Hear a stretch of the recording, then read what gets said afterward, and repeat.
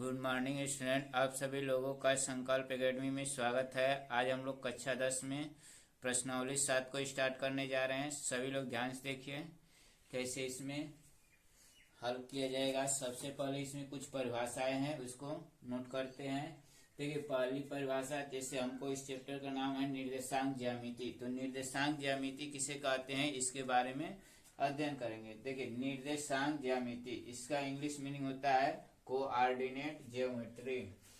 इसकी परिभाषा है आपकी गणित की वह शाखा जिसमें दो लंबवत रेखाओं की सहायता से ज्यामिति से संबंधित समस्याओं को हल करने के लिए बीजगणितीय विधियों के प्रयोग से किसी बिंदु की स्थिति निर्धारित करते हैं, निर्देशांक ज्यामिति कहलाती है। इसमें जो है हम दो अक्ष एक्स अक्ष और वाई अक्ष खींचते हैं और इस पर जो है किसी भी बिंदु को दर्शा सकते हैं। आइए उसके आगे पढ़ते हैं कार्तीय पद्धति। ये कार्तीय पद्धति मतलब इसको इंग्लिश में बोलते हैं कार्टेशियन सिस्टम। तल में स्थित किसी बिंदु को दर्शाने के लिए जिस पद्धति का प्रयोग किया जाता है उसे कार्तीय पद्धति कहते हैं। इस पद्धति में दो परस्पर लंबवत रेखाएं X X dash Y Y dash खींचते हैं जो परस्पर एक दूसरे को प्रतिच्छेद करती है। आइए इसकी पद्धति के लिए एक डायग्राम नीचे बनाया गया है। X X dash Y Y dash, ये दोनों क्या है, एक दूसरे को बिंदु O पर प्रतिच्छेद करती है। अब इसमें कोई भी बिंदु को दर्शाना हो, मान लीजिए कोई कहेगा कि एक एक दर्शाइए, एक एक, तो एक्स अक्ष पर एक दूरी चलेंगे और वाई अक्ष पर भी एक दूरी, तो एक इधर और उसके ऊपर एक, मतलब पॉइंट आपका यहाँ पर हो जाएगा एक एक। ठीक है, आइए अब इसके बाद हम लोग अध्ययन करेंगे चतुर्थांश।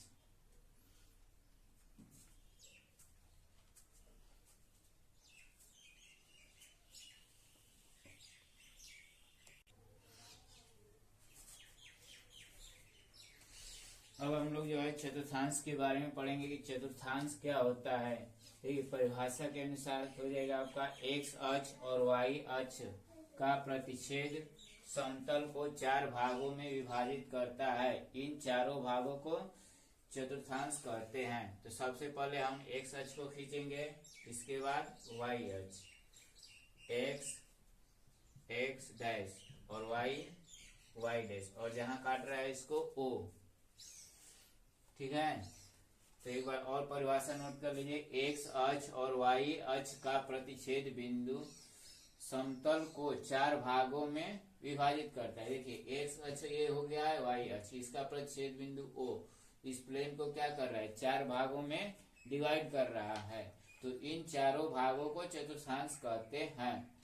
इसके बाद कार्तीय तल, अक्षों तथा चतुर्थांश से जो तल बनता है उसे कार्तीय तल कहते हैं। और इस तल को क्या बोलेंगे हम, कार्तीय तल।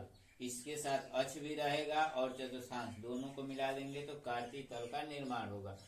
अब हम चतुर्थांश के बारे में पढ़ेंगे और फिर मान क्या होता है। पहले के लिए देखिए, इन यहाँ पर कुछ पॉइंट नोट करके लिखा गया है। X O Y, X O Y, X O Y, इसको जो है नाम देंगे प्रथम चतुर्थांश।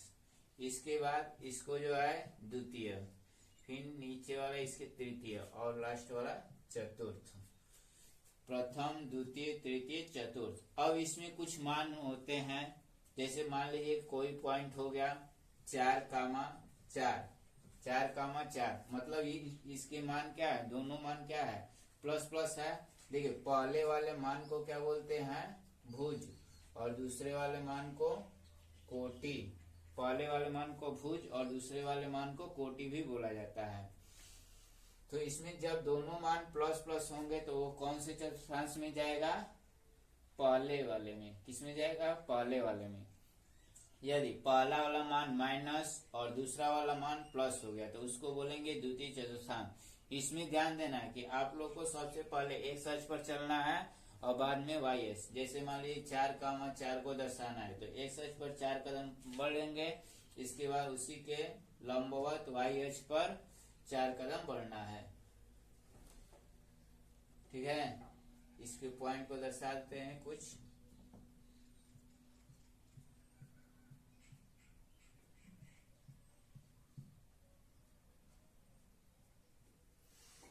ठीक है, चतुर्थांश समझ गए, पहला दूसरा।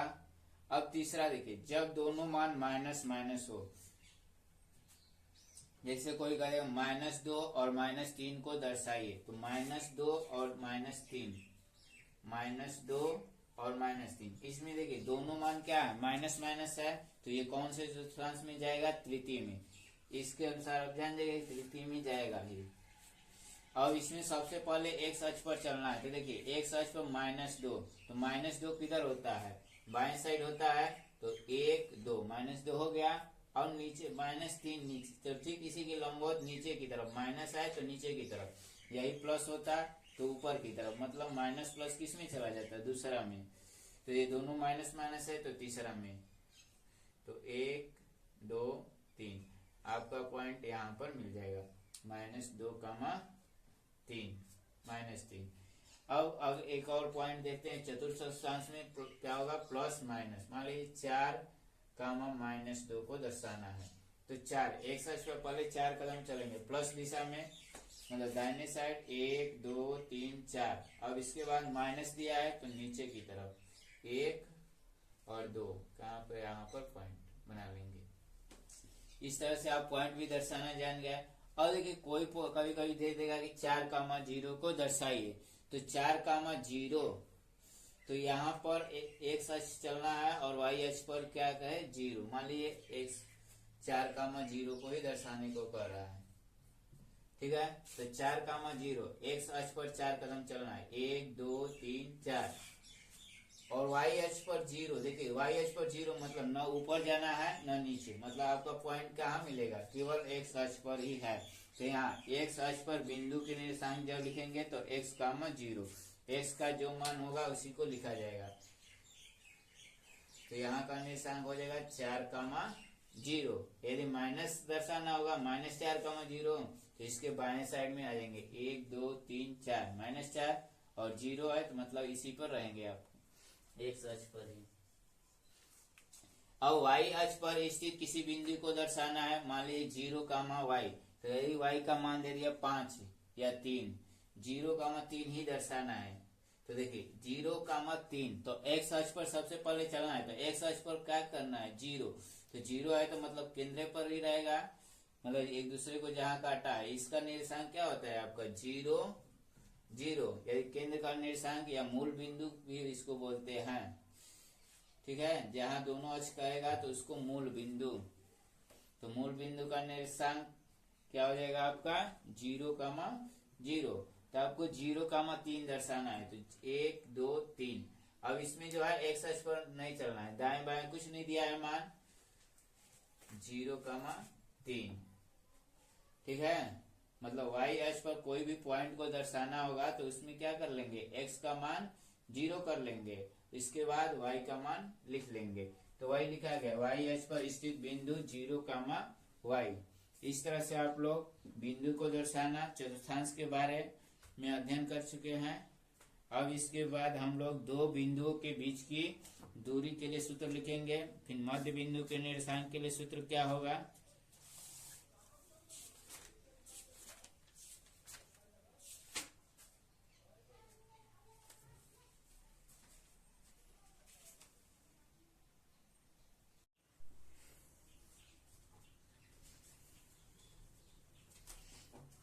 अब जो है इस चैप्टर के सवाल को हल करने के लिए कुछ फार्मूले हैं, उसे नोट करते हैं। देखिए पहला, यदि कोई भी दो बिंदु दे देगा, यहाँ पर दिया है, यदि P x1 y1 तथा Q x2 y2 है, तो रेखा खंड PQ या P और Q के बीच की दूरी, इसके लिए सूत्र क्या होगा आपका, x2 माइनस x1 का होल स्क्वायर और प्लस y2 माइनस y1 का होल स्क्वायर, और अंडर रूट में सबको लिख देना है। d बराबर सूत्र क्या होगा, under root x2 minus x1 का whole square plus y2 minus y1 का होल स्क्वायर, या इसको ऐसे भी याद कर सकते हैं, अंडर रूट x निर्देशांकों के अंतर का वर्ग प्लस y निर्देशांकों के अंतर का वर्ग। देखिए y2 माइनस y1 का होल स्क्वायर, मतलब ये जो है y निर्देशांक के वर्ग हो जाएगा, और x2 माइनस x1 का होल स्क्वायर x निर्देशांक के होल स्क्वायर। अब जो है दूसरा हम सूत्र पढ़ेंगे, यदि p x1 y1 तथा q x2 y2 को m संबंधी n के अनुपात में विभाजन बिंदु के निर्देशांक। अब इसको एक रेखा द्वारा हम समझ लेंगे p और q। मान लीजिए कोई पॉइंट अंदर है इसमें r, यहाँ का निर्देशांक x1 y1, यहाँ का x2 y2, q मतलब p और q दोनों का मान पता है, और ये जो है अनुपात में यम संबंधी n के अनुपात में विभाजित करता है। तब यदि यह अंदर पॉइंट होगा r, तो इसके लिए विभाजन का सूत्र क्या हो जाएगा आपका, यम x2 प्लस n x1 बटा में यम प्लस n। ये जो है पहला वाला मान x निर्देशांक को दर्शाएगा, और दूसरा वाला मान यम y2 प्लस n y1 बटा में यम प्लस n, ये जो है y के मान को दर्शाएगा इसके। अब यदि बाह्य विभाजन है, मान लीजिए ये पॉइंट यहाँ न होकर कहीं इधर है, यहाँ पर है r, तो इसके लिए सूत्र होगा आपका mx2 माइनस nx1 बटा में m माइनस n, कामा my2 माइनस ny1 बटा में m माइनस n। ठीक है, अब जो है हम पढ़ेंगे बिंदुओं x1 y1 तथा x2 y2 के मध्य बिंदु के निर्देशांक।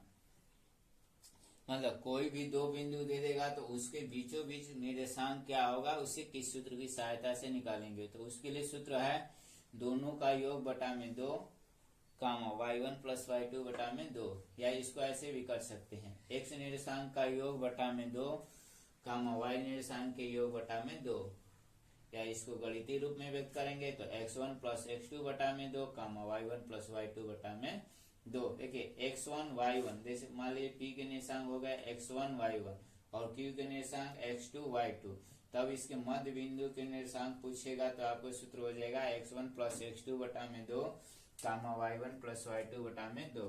अब चौथा सूत्र है त्रिभुज का क्षेत्रफल। देखिए कोई भी त्रिभुज, मान लीजिए यही हो गया a b c, a के निर्देशांक x1 y1, b के निर्देशांक x2 y2 और c के निर्देशांक x3 y3 है, तब इसका क्षेत्रफल कैसे निकाला जाएगा। तो इसके लिए एक सूत्र है 1 बटा में 2 x1, देखिए x1 लेंगे तो y2 माइनस y3, जैसे एक चक्र होता है यहाँ पर, इसी के अनुसार चलना है, आपको सूत्र आसान रहेगा 1 2 3। देखिए एक लेंगे, एक को लेंगे मतलब x1, तो y के निर्देशांक के लिए सूत्र क्या होगा, y2 माइनस y3। तो देखिए वही लिखा गया x1 ब्रैकेट में y2 माइनस y3 प्लस, अब x2 लेंगे तो 3 माइनस 1 कर लेंगे तो y3 माइनस y1। इसके बाद तीसरे वाले को लेंगे x3, तो इसके लिए 1 माइनस 2 तो y1 माइनस y2। एक पॉइंट नोट करना है यहाँ पर कि यदि क्षेत्रफल जो है 0 के बराबर हो जाता है तो ये तीनों point x1 y1 x2 y2 x3 y3 ये क्या करेंगे, एक रेखा को दर्शाएंगे। तो ये कभी कभी पूछता है कि संरेख सिद्ध कीजिए, तो आप क्षेत्रफल के सूत्र लगा के यदि 0 के बराबर हो जाए तो उसको संरेख दिखा सकते हैं। ठीक है, इसे नोट कर लीजिए। अब इसके अलावा हम और कुछ फार्मूले हैं उसको अध्ययन करेंगे। जैसे कोई दिखता है कि वर्ग सिद्ध कीजिए समांतर चतुर्भुज, समचतुर्भुज, समबाहु त्रिभुज, समकोण त्रिभुज, तो इसके लिए क्या क्या शर्त होने चाहिए इसको नोट कर लीजिए। इसके बाद हम जो है प्रश्नावली के सवाल को हल करेंगे।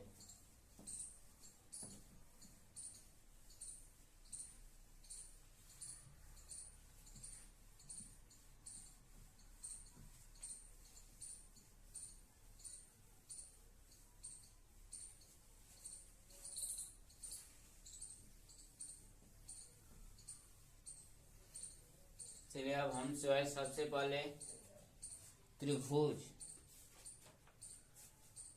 पहला टाइप लिखते हैं त्रिभुज। देखिए त्रिभुज में भी आपको कई तरह से होते हैं, समबाहु हो सकता है, समद्विबाहु या विषमबाहु। तो त्रिभुज में पहला जो है आप हम पढ़ेंगे समबाहु। क्या पढ़ना है आपको, समबाहु। ठीक है, समबाहु त्रिभुज सिद्ध करना होगा। तो देखिए नाम से यह स्पष्ट है क्या कि इसकी तीनों भुजाएं समान होनी चाहिए। इसकी तीनों भुजाएं क्या होनी चाहिए? समान होनी चाहिए समबाहु त्रिभुज के लिए। तो ए बी बराबर बी सी बराबर ए सी, ए बी बराबर बी सी बराबर ए सी। यदि तीनों साइड बराबर हो जाते हैं तो वो त्रिभुज किसको दर्शाएगा? आपको समबाहु त्रिभुज को। और दूसरा नंबर समकोण। समकोण, तो समकोण त्रिभुज के लिए आपको पाइथागोरस प्रमेय बताया गया होगा। पाइथागोरियन त्रिक के अनुसार दो छोटी भुजाओं के वर्गों का योग बड़ी भुजा के वर्ग के बराबर होता है। इसे सिद्ध करना पड़ेगा। A B square plus B C square बराबर ए सी स्क्वायर। मतलब ए बी के बीच की दूरी बी सी की और ए सी, मतलब तीनों को निकालना पड़ेगा। और एक और नोट कर लेंगे, समद्विबाहु।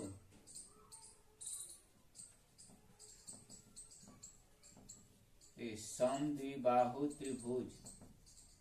इस समद्विबाहु त्रिभुज में क्या होता है कि आपके कोई दो भुजा इसमें समान होने चाहिए। कोई दो भुजा यदि समान है, ए बी बराबर बी सी, मान लीजिए ए बी बी सी के बराबर हो गए, तभी भी समबाहु त्रिभुज दर्शा सकते हैं। या ए बी बराबर जो है आपके ए सी के बराबर हो जाएगा। मतलब तीनों को मान निकालेंगे, यदि कोई दो भुजा समान हो जाएगा तो उसे लिख देंगे समद्विबाहु त्रिभुज। और विषमबाहु त्रिभुज करना होगा तो नाम से स्पष्ट है कि तीनों भुजाओं का मान जो है अलग अलग आएगा। ठीक है, इसे नोट कीजिए।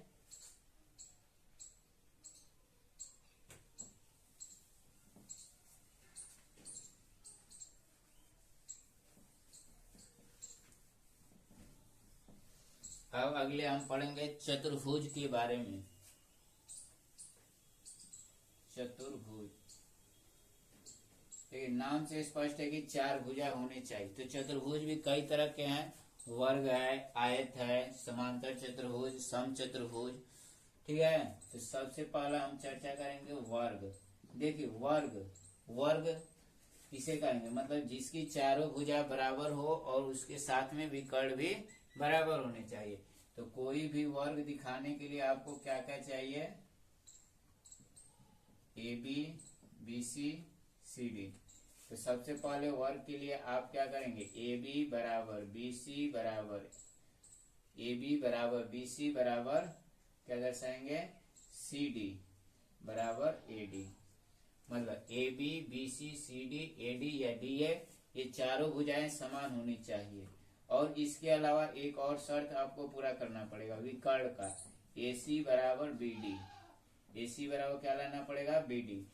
ठीक है, ये विकर्ण होता है ए सी बी डी। यदि विकर्ण आपस में दोनों बराबर हैं और चारों भुजाएं बराबर है तो वो क्या हो जाएगा? पॉइंट एक वर्ग को निरूपित करेगा। और दूसरा आयत।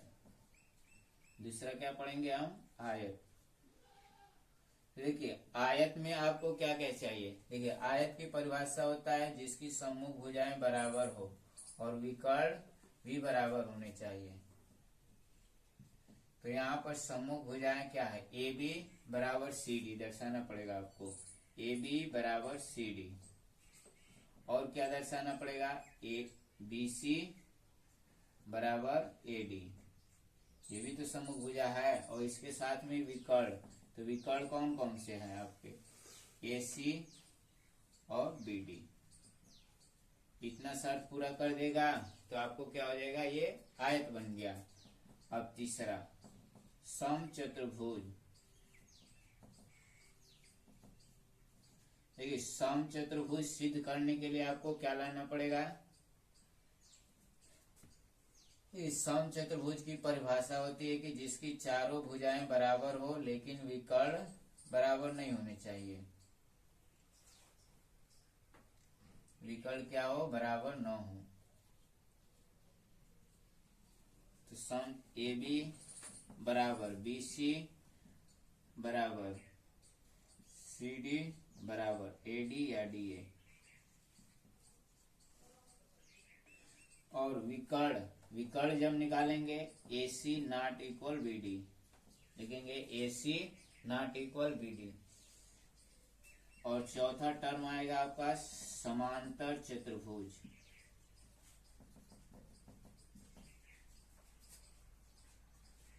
तो समांतर चतुर्भुज में भी क्या है, वही परिभाषा है जो आयत के है, लेकिन इसमें विकर्ण बराबर नहीं होने चाहिए।